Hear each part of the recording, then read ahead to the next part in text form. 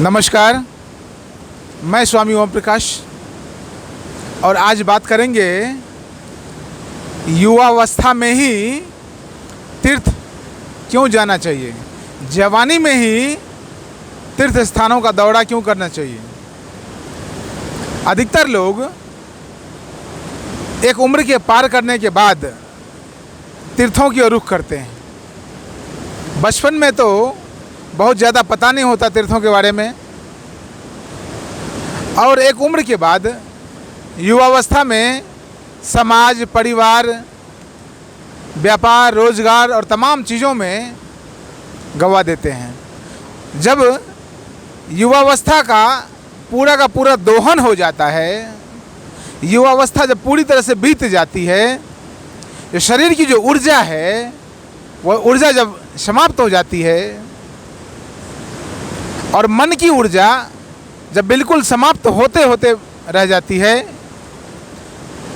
तब कहीं ना कहीं विचार आता है अब मन की शांति खोजनी है।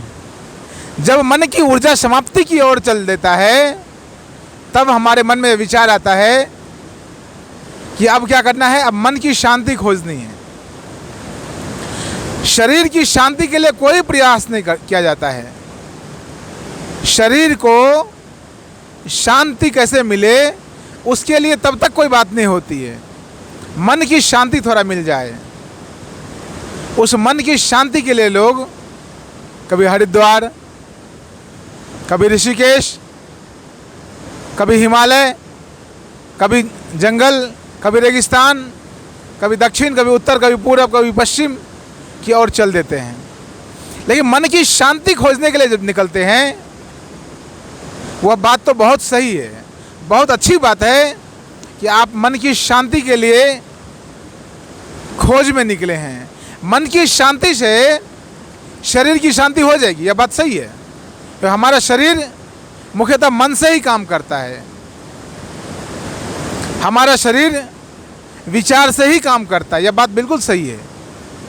लेकिन जिस उम्र में, उम्र के जिस पड़ाव पर हम मन की शांति की खोज के लिए निकलते हैं, वह उम्र का चुनाव हमारे लिए गलत हो जाता है।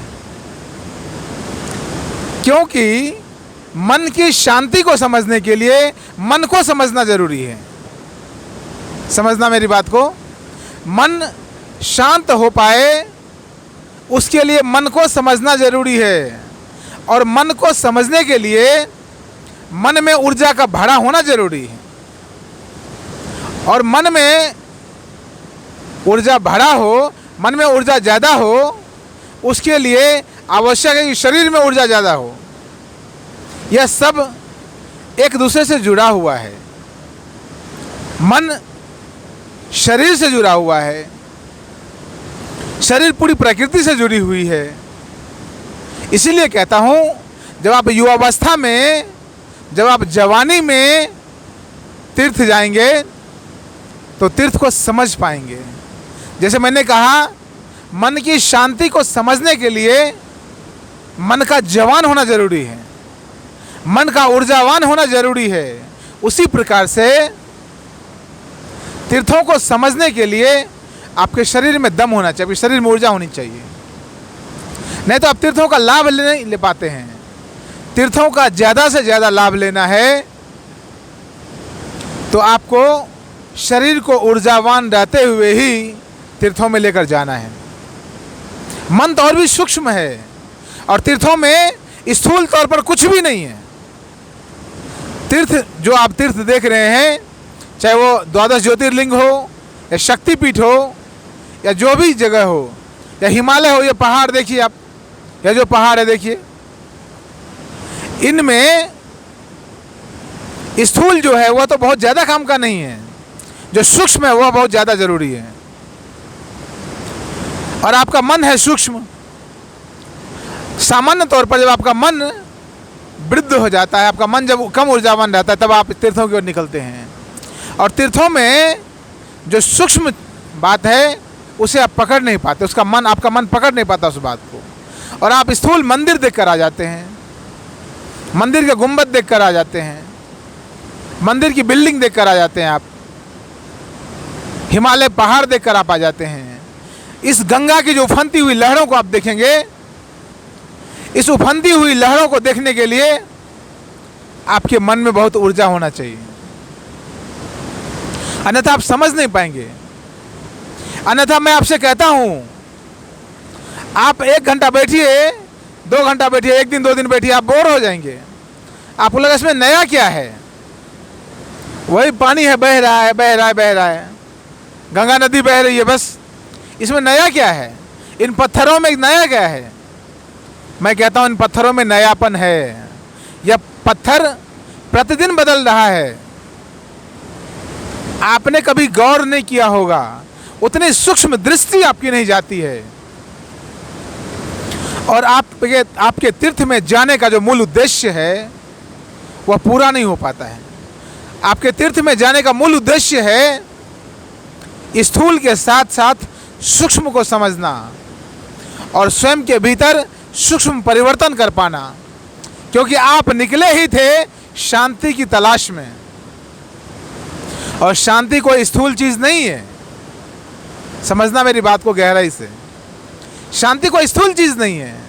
शांति तो अति सूक्ष्म है। शांति तो मन का एक आयाम है, और आप स्थूल पत्थरों को देखकर, नदियों को देखकर लौट जाते हैं। इन नदियों के बीच जो माता है, इस गंगा के भीतर जो माता है, जो देवी है, उसके सानिध्य को आप समझ नहीं पाते हैं। ये जो पत्थर आप देखते हैं, देखिए आप वीडियो में पत्थर देख सकते हैं। ये जो पत्थर आप देखते हैं, मैंने बहुत बारीक अध्ययन किया है इन पत्थरों का। ये पत्थर प्रतिदिन एक ही जगह नहीं रहते हैं। आप कहेंगे क्या बेकार की बातें कर रहे हैं? जी हाँ, मैं आपको बिल्कुल अनुभव के आधार पर कह रहा हूँ। यह पत्थर प्रतिदिन एक ही जगह नहीं रहते हैं। इनमें बहुत कुछ बदलाव होता रहता है, बहुत कुछ बदलाव होता रहता है।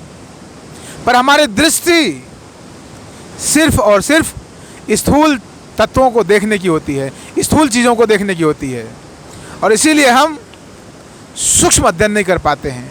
चले थे सूक्ष्म अध्ययन करने और रुक जाते हैं स्थूल पर, और इस तरह हमारी यात्रा, इस तरह हमारी तीर्थ यात्रा अधूरी रह जाती है। हंसी आती है जब देखता हूं लोगों को, वो पत्थरों को देखते रहते हैं, वो नदियों को देखते हैं, वो पहाड़ों को देखते हैं। बड़ा अजब लगता है, बड़ा गजब लगता है। क्या जीवन है, क्या जीवन की दृष्टि है। घर से निकले थे सूक्ष्म अध्ययन करने, सूक्ष्मता का अनुभव करने, दिव्यता का अनुभव करने, और पड़े हुए पत्थरों में पड़े हुए हैं, बिल्डिंगों में पड़े हुए हैं, बड़े बड़े भवनों को देखते रहते हैं, मूर्तियों को देखते रहते हैं। मूर्तियों के भीतर कुछ है, उसका कभी अध्ययन किया नहीं। जीवन को समझना हो तो सूक्ष्मता को समझना पड़ेगा, और जीवन में यदि वास्तविक शांति की तलाश चाहते हैं तो सूक्ष्मता को समझना होगा। नहीं तो हंसी के पात्र बन जाएंगे आप। नहीं तो हंसी आती है, आपको भी हंसी आएगी जिस दिन आप स्वयं को देख पाएंगे। अपनी मूर्खता पर हंसेंगे आप, कहेंगे क्या हो रहा, मैंने क्या करके आया हूं। मैं कहता हूं जवानी में निकलिए, और दूसरी जो बहुत महत्वपूर्ण बात है उसको समझिए। बुढ़ापे में आपने कुछ समझ भी लिया तो क्या कर पाएंगे आप प्रयोग नहीं कर पाएंगे। जवानी में यदि आप बाहर निकले, जवानी में यदि आप तीर्थ स्थान जाएं, जवानी में तीर्थ यात्रा की आपने, और वहाँ जो कुछ अनुभव हुआ, वहाँ जो कुछ अनुभव घटा, कुछ अनुभूति हुई, उसे अपने जीवन में आप अमल में ला सकते हैं। बुढ़ापे में आपका शरीर जर्जर हो चुका है, आपका मन कमज़ोर हो चुका है, फिर आप कुछ जान भी लेंगे सौभाग्यवश या दुर्घटनावश। सौभाग्यवश या दुर्घटनावश यदि आपने कुछ जान भी लिया, प्रकृति की, परमात्मा की कुछ कृपा आप पर हो भी गई, तो उसको अमल में लाते लाते आपका जीवन समाप्त हो जाएगा। तो आपसे कहता हूं जवानी में तीर्थ यात्रा करना, और जब ऊर्जा भरा हो शरीर में तब जाना। नहीं तो इस हिमालय की चढ़ाई आप कर ही नहीं पाओगे, आप केदारनाथ बद्रीनाथ जा नहीं पाओगे। आप यमुनोत्री और गंगोत्री जा नहीं पाओगे, उसका लाभ नहीं ले पाओगे। आप थोड़ी दूर चलोगे थक जाओगे, आपका शरीर थक जाएगा, आपका मन थक जाएगा, और मन थक गया तो शांति की जगह मन में विक्रांति पैदा हो जाएगी, शांति की जगह अशांति पैदा हो जाएगी, और तब आप तीर्थों में भी आनंद की जगह बुराई ढूंढने लग जाओगे। मैं देखता हूँ, मुझे हंसी आती है। मैं हिमालय में रह रहा हूँ, अनेक बार हिमालय की यात्रा करी है, अनेक लोगों से मिलता हूँ, यात्रा के बाद उनका काउंसलिंग करता हूँ हरिद्वार में बैठकर, उनसे जानने का प्रयास करता हूँ, बहुत हंसता हूँ, उनकी बातों पर बहुत हंसी आती है। कहते हैं कुछ नहीं, सब बेकार है, फिर आए क्यों थे, इतने रुपये क्यों खर्चा किया, इतना किस समय क्यों खर्चा किया। वो विज्ञान को नहीं जानते हैं। मैं आपसे कहता हूँ विज्ञान को जानना और युवावस्था में तीर्थ यात्रा करना, बहुत कुछ पा सकते हो। पाया है तभी कह रहा हूँ आपसे, बहुत दृढ़तापूर्वक आपको कहता हूँ, पाया है तभी आपसे कह रहा हूँ। जिस बात को नहीं जानता हूँ उसे बोलने की आवश्यकता महसूस नहीं करता। जिसे जानता हूँ प्रयोग के द्वारा, मैं एक प्रयोग धर्मी व्यक्ति हूँ, जिसे प्रयोग के द्वारा जानता हूँ, समझता हूँ, अनुभव करता हूँ, उसी को बोलने का प्रयास करता हूँ। बहुत बहुत धन्यवाद, बहुत बहुत धन्यवाद।